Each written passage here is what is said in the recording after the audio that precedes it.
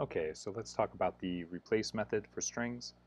Um, I'm going to make a string, and I'm going to call it um, this cat is very soft like a cat.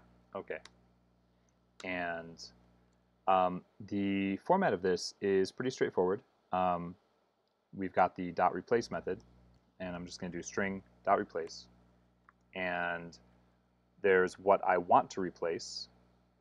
Um, so let's say cat, and let's say we want to replace that instance of cat with the word towel. So let's find out. Let's find out what that does. Oh, probably need to print it because printing is something we do. This towel is very soft like a towel. So notice replace replaced every instance, right? It replaced every instance. That's important to realize. It's not just replacing the first instance, it's replacing every instance. So we've changed this cat is very soft like a cat to this towel is very soft like a towel. Pretty straightforward. Now, consider that we might only want to replace one instance of cat. So let's just replace the first one. We're going to replace one instance. And this is the count argument. I believe it's just count. And I like being explicit when I do this kind of thing. So somebody reading my code goes and sees it, and they're like, oh, well, let's do a count of that many. Oh, replace takes no keyword arguments. Oh, I see. That's not actually a keyword. Let's try that again. This towel is very soft like a cat. Okay.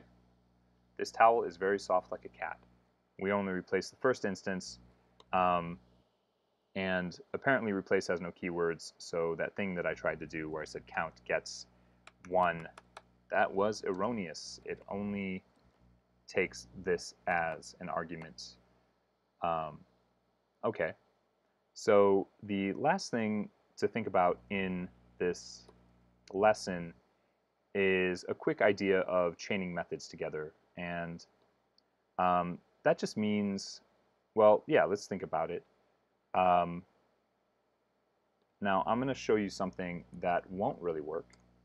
So I'm going to change string, the string to string.upper, and then replace cat with towel. And let's just see if that works. This cat is very soft like a cat.